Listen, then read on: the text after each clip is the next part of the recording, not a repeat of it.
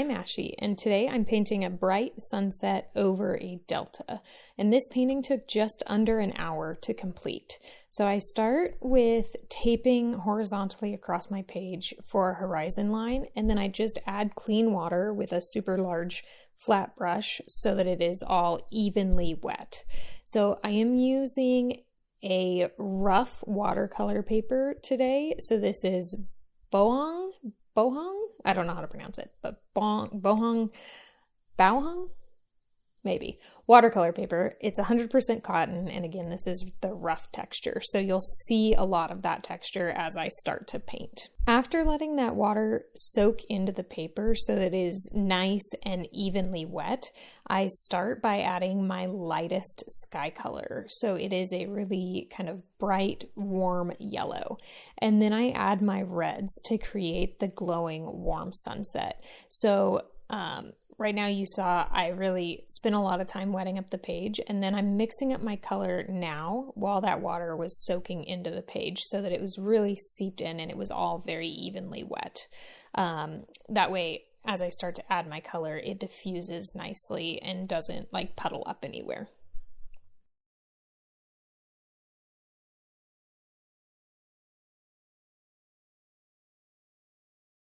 So after adding in that warm, bright yellow, I start to add some reds in to really create that like glowing, warm sunset with some low clouds on the horizon. After getting in those warm colors, I very carefully add cobalt blue to the top of the page. So I don't want to create brown or green, so I don't want to let the blue mix with the yellows and create green, or with the oranges and create brown.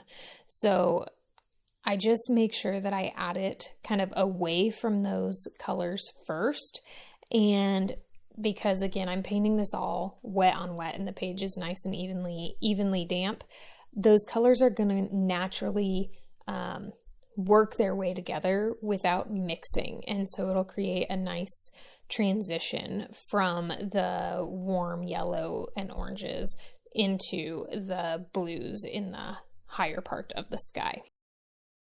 While I'm kind of letting that start to blend, I do add some deeper colors up into the corner. So I basically just add some Payne's Gray. It's a little bit diluted up into that corner to make that kind of the darkest part of my sky. So at this point, I do let it dry a little bit, but it's still very damp. But I take a little break and let it start to dry so it's not sopping wet anymore. And then I do start to gently sweep in some like purpley gray clouds. And since it's all still damp, those clouds will diffuse naturally. So they don't get like hard edges. They just bleed out and have a nice little transition there between the cloud colors and the sky colors as well. And along that transition from the yellow to the blue, I also kind of tap in that same color. I don't sweep it in. I don't use like big brush strokes. I just tap it in so that I don't mix or blend the colors together too much. And I basically just continue to build the sky in that same way, and really just trying to let that like watercolor magic of blending on the page wet and getting nice soft edges happen naturally, and really trying to not manipulate it too much. So each additional layer of paint has to have slightly thicker mixture, so a little bit more paint, a little bit less water than what's on the page. That way you don't get any unwanted like cauliflower edges or like hard blooms or hard edge blooms. So it's just really making sure that anytime you're adding paint, it has less water than what's on the page. That water control for this is generally kind of the most frustrating and hardest thing to learn in watercolor, and I definitely still mess it up so often. It's kind of absurd. it's so easy to mess up, but with practice, it gets easier and easier to time it better and make sure that you're, the consistency of the paint that you're adding is what you actually think it is. It just takes a lot of familiarity with the medium, and that can only come with physically doing it and practicing it. It's really hard to see when somebody else is doing it. You really have to feel it. I let that sky dry completely, and then I removed the tape to reveal just that really nice crisp horizon line. And then what I did is I put new tape over the sky. So I was very careful to follow the edge of the paint so that I can keep that nice crisp horizon line. I do try not to touch the watercolor paper too much here, because the oils in our hands will actually transfer to the page, and that oil can create spots on the paper that will resist the water in the paint. So you could actually see it start to get a little bit splotchy. So you really don't want to touch the page too much if you can avoid it. So after getting that tape down, I do go ahead and do a super light sketch of the landscape here. So I'm really focusing on just creating loose, natural lines. And to do this, I'm using a mechanical pencil, but I go ahead and like push out a lot of the graphite so that it's pretty long.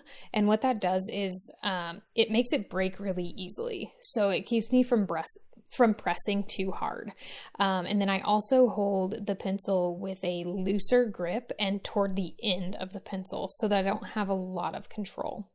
And then I just kind of loosely use my reference photo to determine where like my zigzaggy lines will go. So I'm basically just trying to indicate where the bank is kind of along the delta, and then where some of the hills are, so that I can create kind of shadows and depth into the piece. And so I'm just very loosely indicating where those are going to be.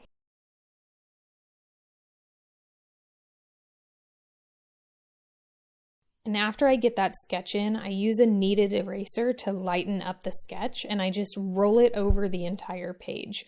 Using this technique will leave a very light sketch, which can then be painted over without showing through the watercolor paint. And it also prevents damage to the paper because you're just rolling, you're not like rubbing or scrubbing, so it doesn't damage any of the fibers in the paper. For the ground, I start by mixing up like a really dark grayish green using Payne's Gray, Burnt Umber, and Sap Green. This just gives me like a really interesting neutral color, and I try to mix up a very large amount of this color because it's going to be very prominent and I don't want to run out super quickly. I never mix enough paint on my first go at it though, so I do typically have to remix later, but I really try to mix up as much as I can at one time. I'm just not that good at estimating it, I guess. I end up using more than I think for each layer. But if you kind of have an idea which colors you used, it's not super hard to color match, at least. I mean, you still have a little bit of that puddle there, or a little bit of the remnants of it in the well, so you can just add until it looks the same when you need to add more. So for nearly this entire like land part of the landscape painting, I use this large filbert brush. So I can use just the edge of it to create very fine lines, or I can use the like wide flat belly part to cover larger areas at once. So it is really versatile, and I really only switch to a small round brush toward the end when I'm painting some like thin areas of land with even thicker paint. So just to give me a little bit more control. But this paintbrush this shape offered a lot of control while also allowing for kind of more full coverage as needed, because it holds a decent amount of water. But it doesn't release the water like too fast or the paint too fast. It comes out really smoothly. So just a overall nice paintbrush. It's not super expensive, but I enjoy working with it. So I start along the horizon, and I am painting wet on dry here so that I maintain really crisp edges and can leave like white space very easily. And here, as I start painting with this dark color, you can really start to see the texture of that paper coming through. Where you didn't see that as much in the sky, here you're seeing that a lot more. One of these colors must granulate slightly because you can start to see where the pigments are separating and kind of going into those deeper grooves on the rough paper. So I did start with the edge of the land, getting it just really thick and dark. And then I add more water to kind of stretch it out over the rest of the landmass without adding a bunch more paint from my mixing well in. And I really am just trying to make sure that some like interesting shapes are jutting out into what will be like the water or like riverbed, delta bed area. And I'm trying to keep these edges kind of jagged to make it look more natural. So really trying to make it just look really random. And sometimes that's hard. Our brains are so used to kind of creating patterns and making patterns that sometimes it's hard to create things more randomly. And that just kind of takes practice, but also just like really intentionally like making sure your spacing is not super consistent. So I add a very, very light wash of this gray color to the left side for the land. So I am a bit more tentative on this side because I just hadn't really decided exactly the shapes that I wanted to create. But kind of once I start getting some of this decided, I do drop in some slightly like darker and thicker mix to start building up some of the shadows. This area, I generally am going to have it be lighter anyway and have it have a little bit more dry brush texture. So I don't build it up too much, but I do add some thicker pigment to create some variation.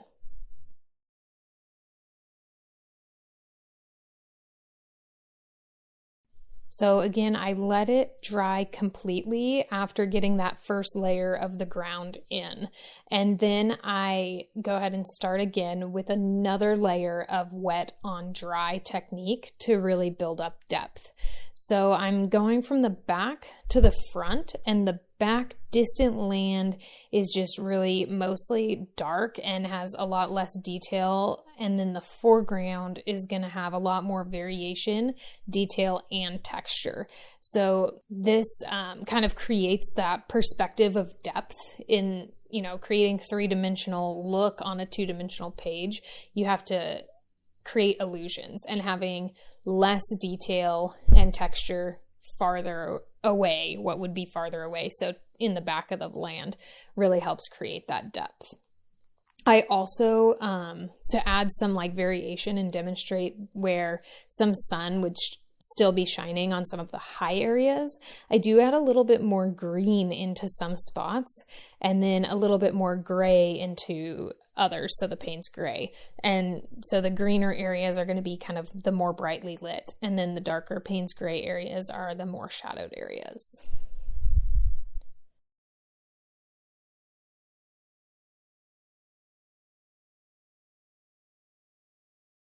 I add some areas of darker pigment as well, just trying to keep very crisp edges to kind of create like craggy areas in the rocks along the bank mostly. And the nice thing about landscapes is that the shapes don't have to be like an exact match in any way to the reference photo to still make it look natural. It's just about adding those darks to create the shadows in like a loose, natural shape.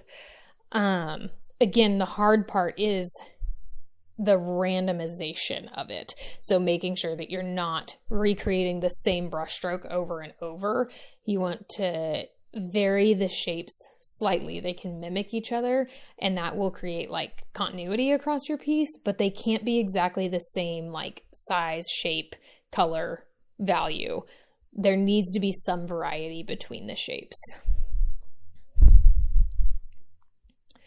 For areas that I want more texture or a lot of texture, I hold my brush a lot flatter to the page and use really quick brush strokes. And that is how you create the dry brush texture.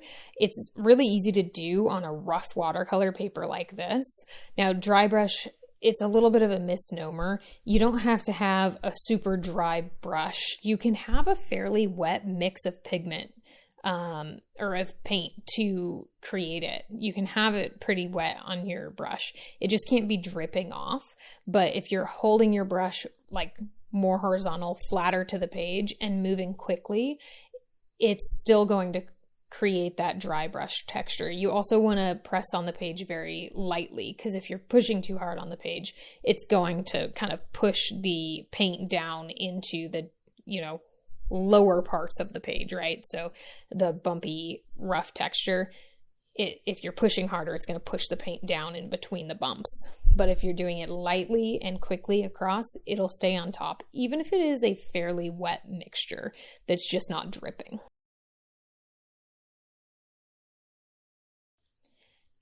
After letting the land dry, I start to paint the water. I'm using super, super, super light values of the sky and the land colors here in the water. That's just really to create a very minimalistic look to it. And I'm almost keeping the white of the page here. So some areas are dry brushed to capture a little bit of texture and look kind of like glistening water, where the sun's shining off and creating these bright highlights. And then other places are slightly darker, but again, it's very minimalistic here. So to keep it really kind of light and loose and kind of more dry brushing, I do tap my brush on the towel before adding the brush strokes to the painting so that there's not too much water on my brush. And that's because, these colors that I'm picking up now, I've watered down a lot. So in my mixing well, there is a ton of water. So I just do a little tap on the towel before I go to my painting, just to make sure that water is not dripping off of the brush.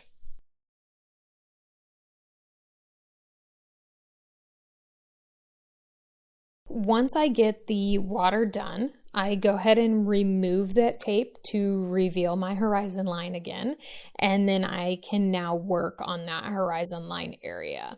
So I do add just some thin areas of land just along the right and left parts of the horizon line. I'm using a nice thick mixture of that same grayish green ground color that I had mixed up initially. So here you see I'm mixing more of it, but just the same color.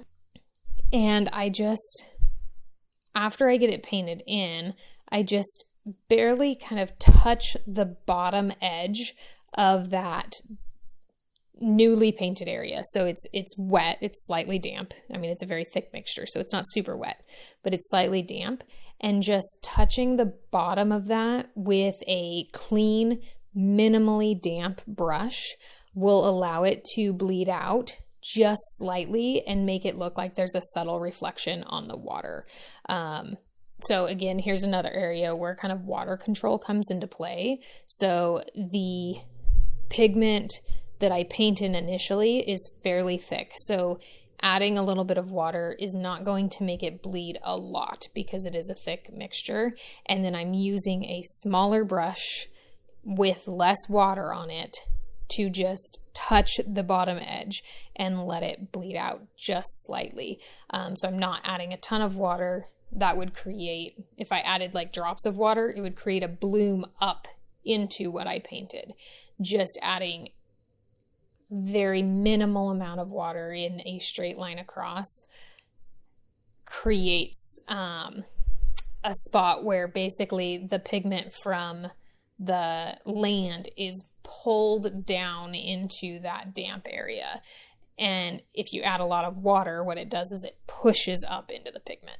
So it's just something you can play with it too. If you're just wanting to practice some of these strokes, play with adding some water and letting that pigment pull down and then dropping in kind of a bigger puddle of water and watching it push the pigment away. It's a very fun thing to play with, and it'll teach you a lot if you work on that.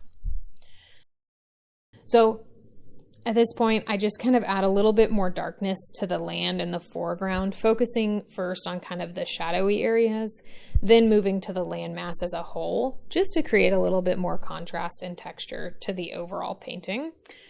But that's really it. So I really enjoyed the colors and the high contrast of this painting. I thought it was kind of an interesting, juxtaposition of the very bright, like orange yellow sky with the like green gray ground, and just a lot of gray in the ground, which was different, and I enjoyed it. So thank you so much for watching, and I hope you enjoyed it as well. I hope you learned something, and have an awesome day.